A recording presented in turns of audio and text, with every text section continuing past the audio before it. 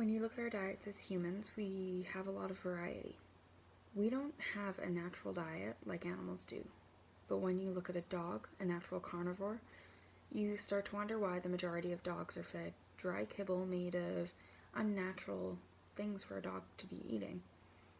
There is a fairly newer dog food. It's frozen raw. So today I will cover the basics of this food. I will go over the benefits, how natural it is, the process used to make it, how it works, how you feed it, and hopefully you'll learn something.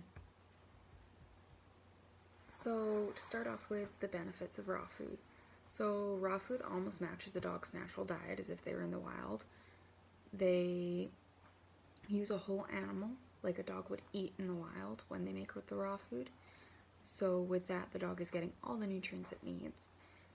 The benefits caused by this are just phenomenal. The dog will have better looking coat and skin. They'll have less health issues altogether. The weight management alone is a benefit that a lot of pet parents look for. There's no fillers, no byproducts, no chemicals. You know exactly what's in that food because it is essentially just meat, occasionally with veggies and fruits added in. And the benefits of raw food are unmatched by any kibble. So raw food is created by professionals. It's to match your dog's natural carnivore diet. And the best part about it is that you can actually make your own raw dog food at home. So in the wild, dogs would naturally eat muscle, organs, cartilage, bones. They're all sources of vitamins and nutrients that the dog needs. Most companies will use the whole animal, and that way that they're getting the cartilage, the bone, the muscle, the organ. They're getting all the nutrients that the dog would naturally absorb in the wild from all these different parts. And it gives the proper balance of nutrients in the food to use all of the parts instead of substituting. The way that the company makes the food is that they will have the animal taken to a slaughterhouse. A lot of the companies nowadays are super humane about it. Canadian companies will only use Canada raised beef or chicken or pork or whatever the protein is. They will take the animal and humanely slaughter it. From there, they will grind up, like I said, everything. So the whole animal will get grinded up, made into either patties, medallions, little bites, sometimes even just a tub of the food that you use a scoop to scoop it out. And they will take this and they will do what's called flash freezing. So flash freezing is where they basically lower the temperature of the food extremely quickly. That way they freeze the food very quickly in a very short period of time. This makes it so that any bacteria growing on or in the food is instantly destroyed.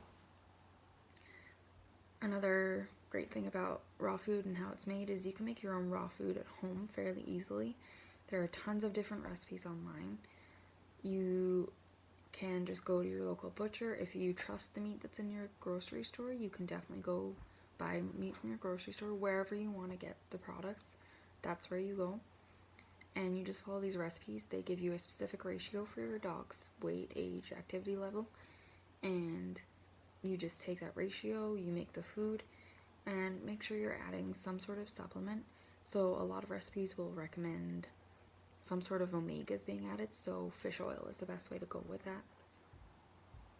So now that you know how raw food is made, it is important to understand how it should be fed and stored. So with raw food, you want to keep it frozen until you're close to wanting to use it, as close as the night before.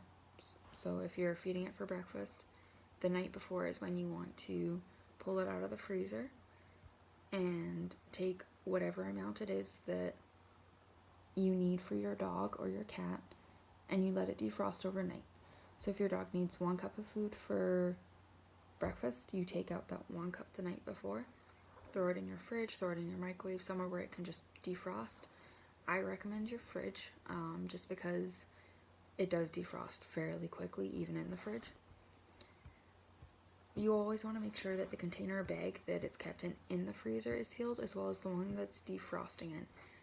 As it's defrosting, bacteria can still get on the food, so you want to ensure that it's safe and that it's not going to get blood all over your fridge or anything like that, because sometimes there will be a little bit of blood left over in the food as it defrosts.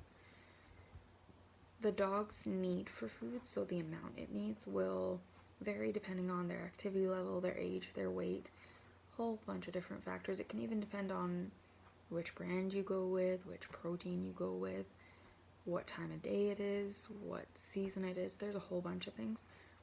Some great companies, such as Spring Meadows, they have an online calculator where it will tell you how much you need.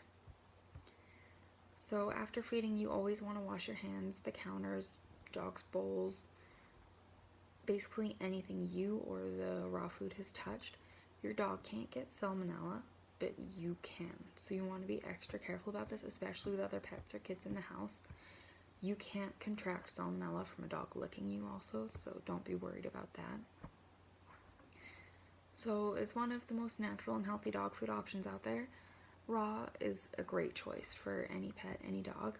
So next time you're at your local pet store, ask them what they think is the most natural dog food out there, and I bet the majority of the answers will be raw.